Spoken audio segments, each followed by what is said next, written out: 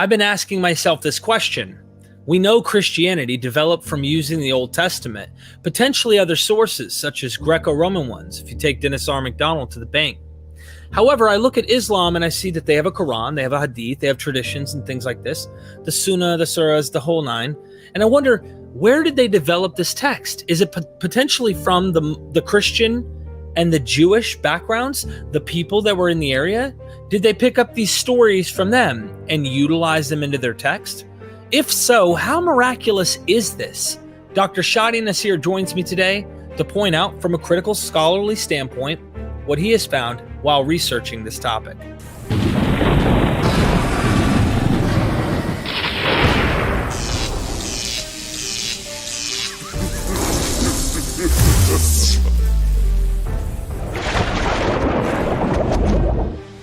Ladies and gentlemen, join Myth Vision's Patreon not only to support us, but there are 72 videos that I did with Dr. Dennis R. MacDonald and Richard Carrier, all on the Patreon, early access.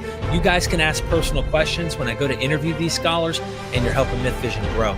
And so this is interesting to ask because as a scholar that has read this, you understand it in its actual language in Arabic, correct? Mm-hmm. So this is a big red flag. I can't even approach some of my Muslim friends without them saying to me, you don't know the language, therefore you don't even comment. You don't know what anything, you're not allowed to pretty much in their head because you don't have the language, and you do. And here's my question. This goes into my biblical studies, but I want to make it relate.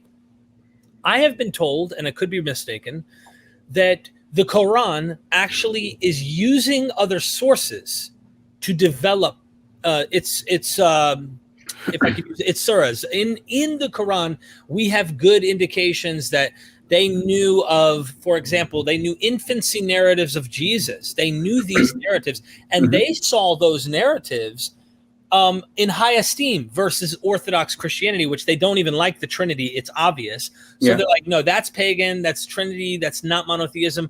We have one God. But they also like this infancy narrative.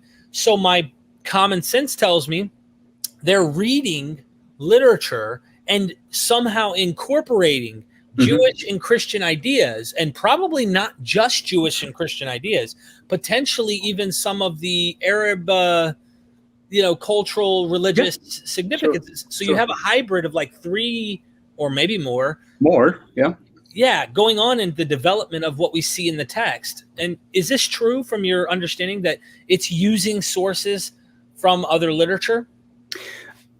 Again, I mean, sure, you can use it if you don't believe in the tradition. You can say, this person, and there are other scholars, who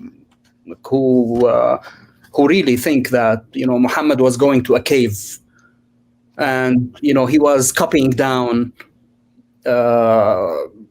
material, right? From and the Quran itself says that, right?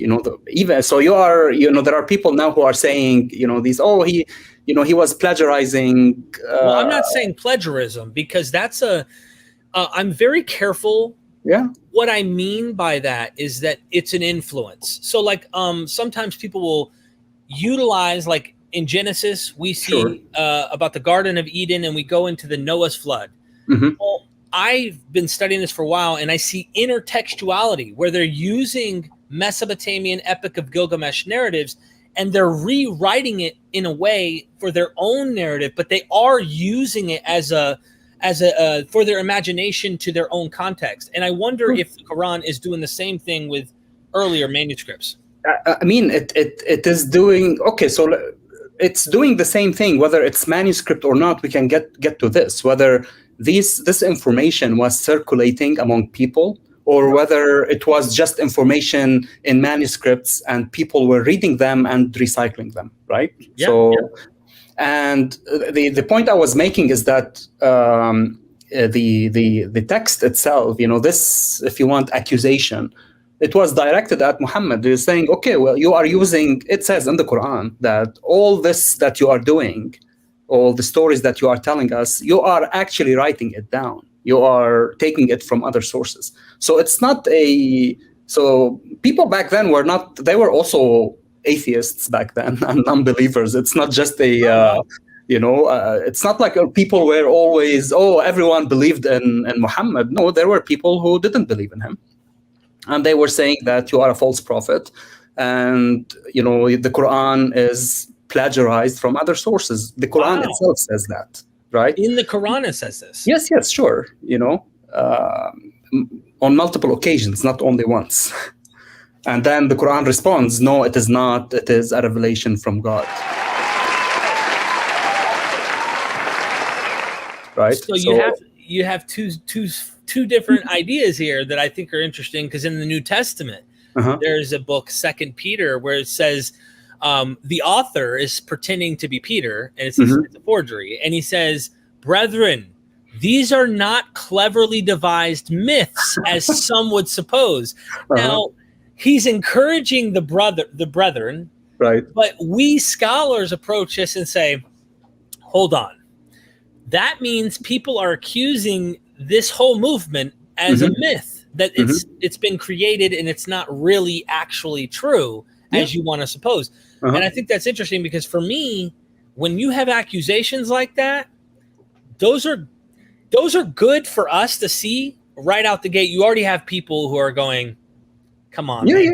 I mean, even back then. So people shouldn't assume that it's only because of the 20th century modern, science or thought or atheism. Now we have new insights into what was happening 1400 years ago. No, people 1400 years ago, they were also skeptical about, supernatural, if you want, or metaphysical aspects. I'm sorry to ask this. I don't want to lose track of where we're going. Sure. Does Muhammad kill some of these skeptics? According to the text? I mean, you mean as a command, just like, you said this, and I'm going to issue a... no, I mean just in general, because I've heard, and I want to try and represent Islam accurately from a scholar, because there are a lot of people out there. I want to give benefit of the doubt that will talk down, right? They just, the prophet was a murderer. He was this, he was that. And it's like, hold on, guys. Like, I get it. That was in a time we don't live in. And things were not as pretty as they are today. But I've heard that people who opposed him, who, like this, for example, said, no, this is not from God. You guys are plagiarizing. You're not a prophet of God. This is not true, blah, blah, blah. Did he potentially take these people out as a political kind of power struggle? And he's saying... They were fighting, right? So it's not... They were not living in the, in the United States, where, you can go and criticize someone, and then, okay, fine, you criticize me, I criticize you, and then it's a different setting, right? So bad analogy then. And also those people who were accusing him, they were not just, sitting and accusing him and not doing and taking forceful actions. They were, both factions, they were fighting, right? So it's a fight for survival. So they were fighting him. That. I wanted to clarify that, because there's a lot of people who want to use that as a tool to just bash Islam. And it's like, well, sure, you could go to other things to try and do that, but you don't have to go to this example and just act like he just murdered everyone that disagreed with him and he just wanted to do bad. I'm saying that. Now, if he's a prophet for all time, I have my problems with that. No, I understand the point, and people are, in my opinion, that's not, again, a scholarly opinion, just my own personal, no one should quote me on this. It's that if people, don't like, how this person set, himself as an example, they shouldn't be liking that, right? Exactly. So it is what it is.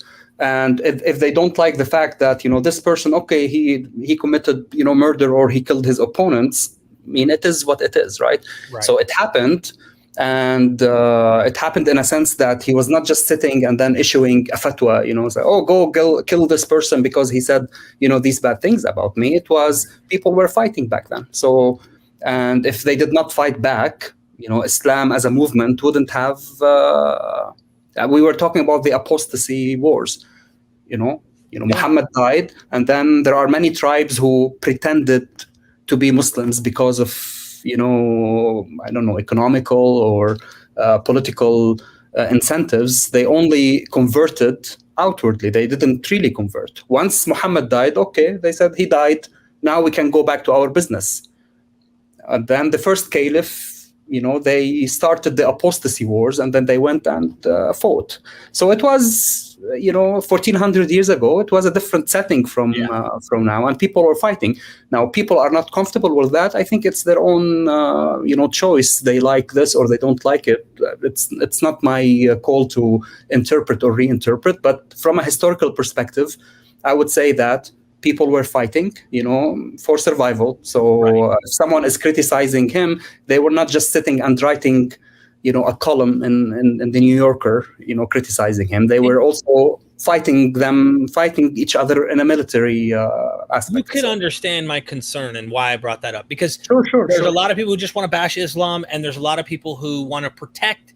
And it's like, hold on, there's probably a gray area here and something in between.